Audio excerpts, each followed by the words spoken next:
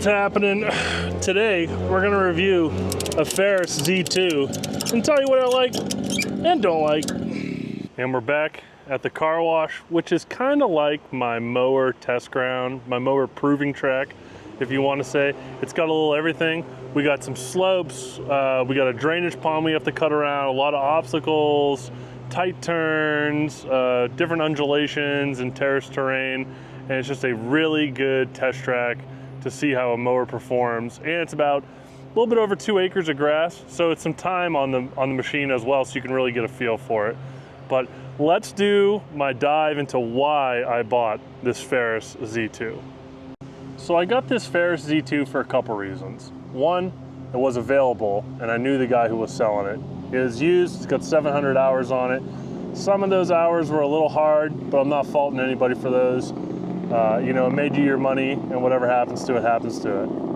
I've got about $500 into it, getting it back up to like new. We replaced the deck spring. We have an anti-scalp wheel that had to be replaced. The deck height adjustment latch on the Ferris system had to be replaced. It had completely worn out and broke off. We've done a service on all the fluids, hydro, oil, air filter. The only thing we haven't done is plugs and belts, but that'll be probably a winter project. Hopefully we can get through the entire year with these. One of the big things that I like about this mower is it's a 52. I already own a Skag 48. In fact, it's cutting grass right now and it's doing a really good job. And it's a great mower for someone to learn on. A 52, a little bit more mower, cover a little more ground. It'll help on these, you know, small commercial 1 to 2 acre properties and really make a big difference on those 5,000 to 7,000 square foot residential properties.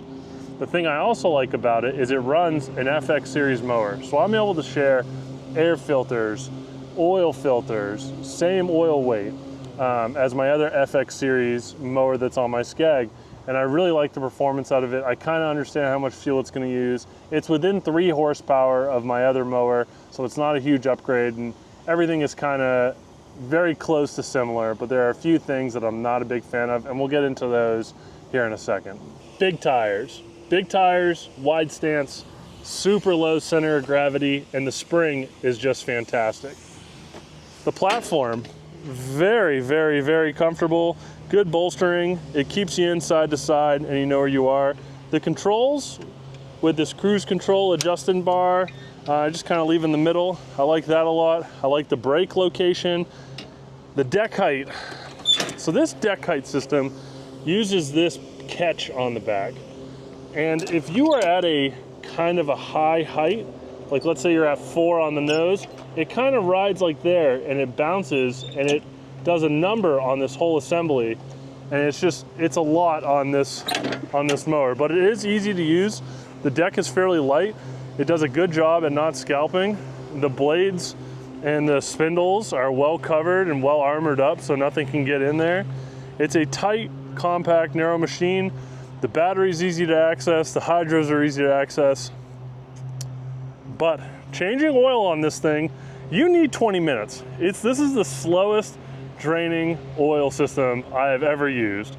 I understand now why Mac runs a vacuum sometimes on the Toros, because it just speeds up everything. And maybe that's something I do on my next oil change. I borrow his vacuum system and I suck the oil out instead of letting it drain, because it took forever. And then there was still a ton of oil in the filter reservoir and I ended up making a mess anyway. Dip stick location. Who designed this? Seriously? Look at that. You have to pull it out at an angle, you have to bend the stick. It's bad.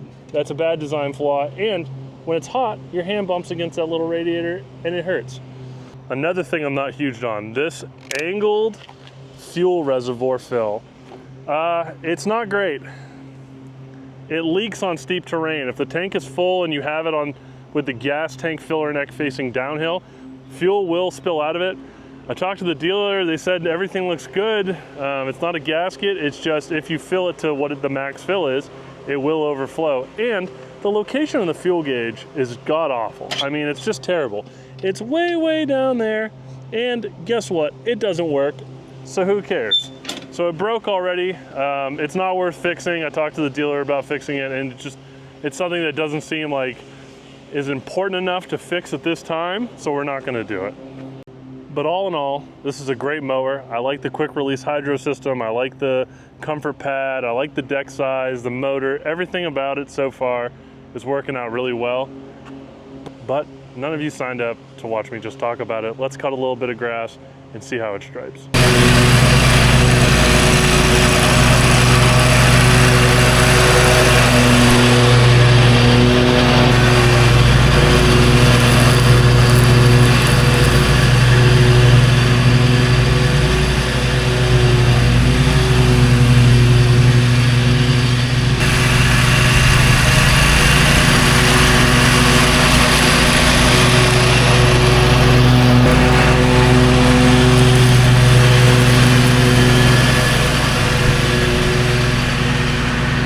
So normally when we do these, I have music playing and some sort of soundtrack so you can watch the time lapse go by. But I decided on this one to do a voiceover and explain that this mower, even with wet, steep hills, is doing really, really well. And it actually is going to start raining here in a second.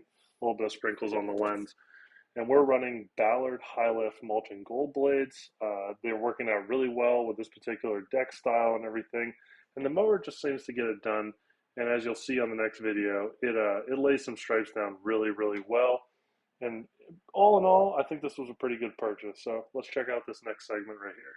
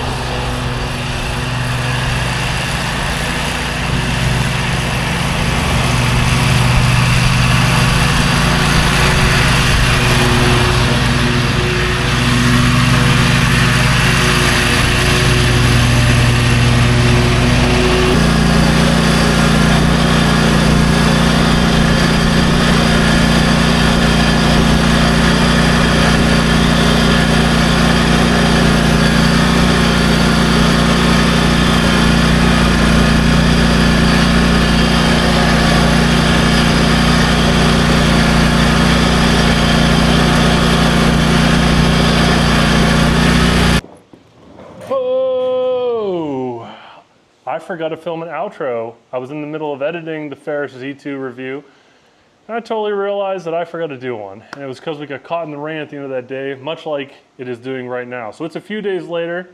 I just want to say that for me, this was a good purchase. It's helped advance my business and helped me move to a new spot where now I can get a little bit more efficient by having two mowers running at once on some of the medium-sized properties, and allow me with that extra 4 inches to tackle a couple other ones. And we're saving a ton of hours on the Skag and prolonging its life in the fleet. Is this the greatest mower ever? No. It has some flaws and they're starting to expose themselves, and I'll save that for like an end of the season review on whether I think this was still a good purchase or not. But right now, this was a big benefit at the price point to get me to the next level in commercial mowing. And hopefully it doesn't have any breakdowns and we can make it through a whole season. And if it makes it through a whole season without being a money pit, then I think it was a 2 thumbs up, excellent decision, and it relieved a big bottleneck. So if you're having an opportunity where maybe you could get into a used mower and you've been kind of on the fence about it, do a little homework, do some research, and find out if this is something that should be a good purchase for your business. And if it is, you should strike while the iron's hot and stop thinking about it and saying you're going to do it and putting it off. You got to kind of take some of that risk. That's something that we do as business owners, and you have to be willing to jump. So if you're at that point, make the leap, see what happens, and hopefully, like me, it can help push you to the next level. As always, thanks for following along, and we'll see you on the next one. We out. Peace.